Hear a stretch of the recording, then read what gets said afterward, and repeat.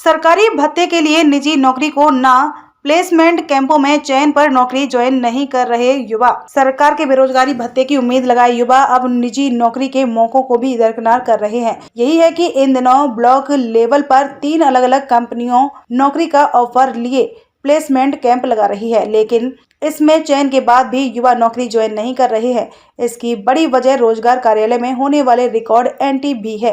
अगर इन कैंपों में चयन के बाद नौकरी ज्वाइन कर ली तो सरकारी रिकॉर्ड में उन्हें बेरोजगार नहीं माना जाएगा।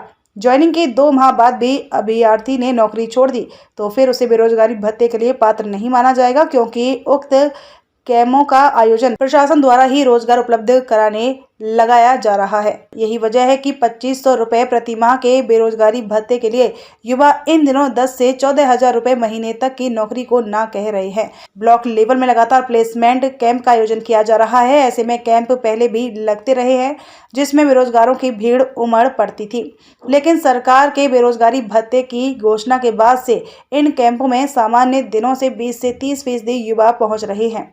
चयन के बाद वे ज्वाइनिंग को लेकर रुचि नहीं दिखा रहे हैं। इधर बेरोजगारी भत्ता देने से पहले सरकार ने रोजगार देने की भी तैयारी की है।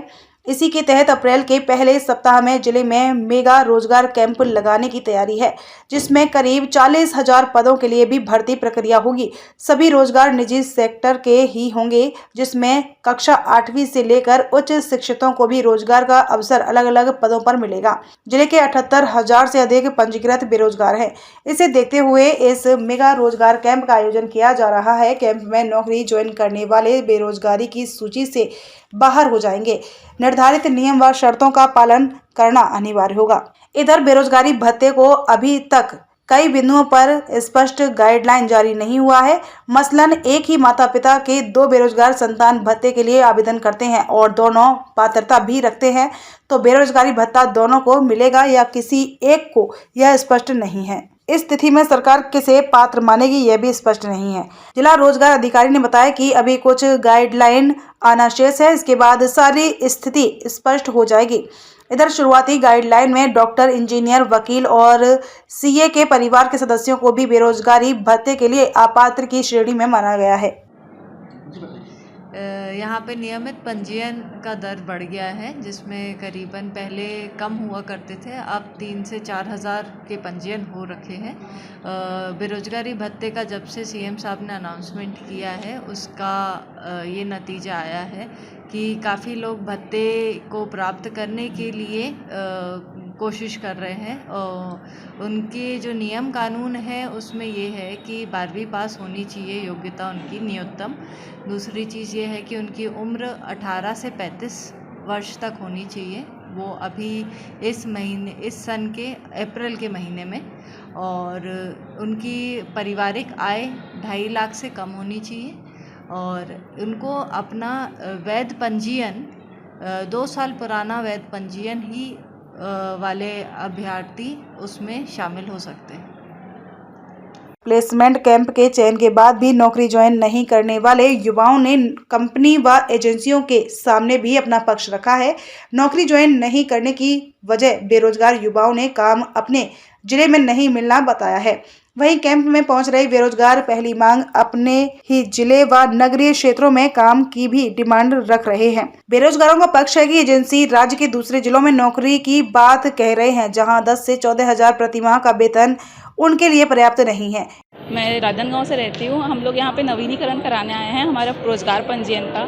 सरकार ने जो ये नियम योजना निकाली है बेरोजगारी भत्ता हमें देने की, वो हमारे युवाओं के लिए बहुत ज़्यादा अच्छी अपॉर्चुनिटी है, क्योंकि हमें अभी जो अनएम्प्लॉयमेंट चल रही है उस हिसाब से हमें इसकी बहुत नीड थी। तो हम लोग बहुत थैंक यू बोलते हैं कांग्रेस सरकार को इस चीज़ के लिए। कुछ लोग इस नियम को पूरा नहीं कर पा रहे हैं, उसके लिए क्या कहेंगे? वंचित हो जा रहे हैं बेरोजगारी भत्ते। देखिए, रोजगार पंजीयन ये अभी नहीं आए हैं, बहुत पहले से था। लोग उसके बारे में सचेत नहीं थे, कि उन्हें नहीं पता था कि अभी रूल है कि 2 साल पुराना होना चाहिए, बट ये उससे भी पहले, जैसे मेरा 7 साल पुराना है रोजगार पंजीयन, तो उस हिसाब से हमारी लापरवाही है कि हम नहीं ध्यान देते हैं। सरकार ने ये चीज़ पहले से दी हुई है, बट हमारे पे ध्यान नहीं था, वो उनकी गलती नहीं है ना।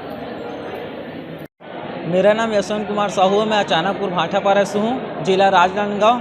और अभी हम लोग जिला राजनांदगांव रोजगार कार्यालय में पंजीयन करवाने आए हैं। अब पंजीयन तो करवाना है अपने को, क्योंकि एक बार तो करवाना पड़ता है। और सरकार अभी जैसे भत्ता दे रही है 2500 रुपया, उसके अकॉर्डिंग 2 साल पुराना होना चाहिए अपना पंजीयन, लेकिन मेरा पंजीयन 2 साल पुराना नहीं है, और जिसके कारण मैं पंजीयन कराने आया हूँ। अब सरकार के पास ऐसा है कि पंजीयन मेरा जो करवाऊँगा उसमें मिलेगा या नहीं मिलेगा, ऐसा मेरे पास क्वेश्चन है।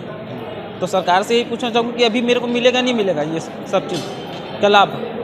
और थोड़ा सा सरकार से यही चाहूँगा कि इसमें थोड़ा सा, जैसे अब 2.5 एकड़ से ऊपर ज़मीन बोल रहे हैं, अब मेरे यहाँ जैसे 3 एकड़ ज़मीन है, तो मेरे को मिलेगा नहीं मिलेगा। तो इसके लिए थोड़ा सरकार से ये चाहूँगा कि अपना नियम वगैरह चेंज करे थोड़ा सा। धन्यवाद। मेरा नाम लक्ष्मी शर्मा है। मैं राजनांदगांव ज़िले की हूँ, डोंगरगांव ब्लॉक की हूँ। और बेरोज़गारी भत्ता जब सरकार हम लोग को बोला है कि बेरोज़गारी भत्ता देने वाला, तो हमारी भी कुछ आशाएं हैं। इसी वजह से हम यहाँ आए हैं कि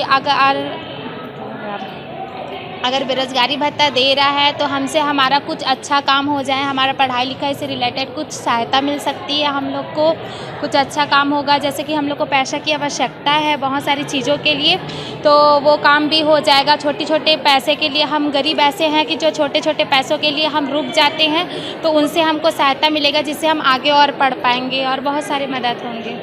बेरोजगारी भत्ता के लिए जो बेरोज़गारी भत्ता से नियम व शर्तें हैं, जैसे किसी के पास तो मोबाइल अवेलेबल होता है, लेकिन वो उन चीज़ों को नहीं देख पाता। तो उन चीज़ों को, जैसे कि पेपर में बहुत सारी ऐसी चीज़ें हैं जिनको पेपर में रेगुलर दिया जाए, उनकी जानकारियाँ हमें बार बार दी जाए, जिससे हमें बार बार नॉलेज हो कि हमको यहाँ आना है, करना है। उनके जो नियम हैं, जैसे कुछ नियम ऐसे हैं जिनको रेगुलर पता है, और जो मोबाइल नहीं चलाता उनको तो नियम का पता नहीं, तो वो नियम और शर्तें हमको बताई जाए कि क्या नियम है, किसको बेरोज़गारी, यहाँ आके पता चल रहा है कि बेरोज़गारी भत्ता 2500 उनको मिलेगा जो काम करेगा करके। ये तो हमें पहला पता नहीं था, बट आज अभी पता चल रहा है। तो ये क्या नियम है, क्या शर्त है, ये बताई जाए बस। ठीक है। मैं बोड़ेगांव औंधी से हूँ और रोजगार कार्यालय में रोज पंजीयन कराने के लिए आई हूँ, रोजगार भत्ते के लिए। इसकी जो नियमावली है उसे आप किस तरह से देखते हैं? जी अभी तो उतना ये नहीं, जब पंजीयन तो मेरा पिछले साल था, इस साल ख़त्म हो गया, 4 मंथ हो गया, फिर बोले कि और नया कराना पड़ रहा, तो लाइन में लगी हूँ। इन दिनों अविभाजित जिले में फायर सेफ्टी और सुरक्षा एजेंसी की 3 कंपनियां प्लेसमेंट कैंप चला रही हैं। यह कैंप ब्लॉक मुख्यालयों में आयोजित हो रहे हैं। इसमें चयन उपरांत मौके पर ही नियुक्ति का भी दावा कंपनी कर रही है, लेकिन अब तक इन कंपनियों को उम्मीद के डोंगरगढ़ के कैंप में भी 7 से 8 युवा को नियुक्ति का ऑफर दिया गया, लेकिन अब तक नियुक्ति नहीं मिली। राजनांदगांव से विजन टाइम्स न्यूज के लिए लोकेश रजक के साथ ऋषि बांसोड़ की रिपोर्ट।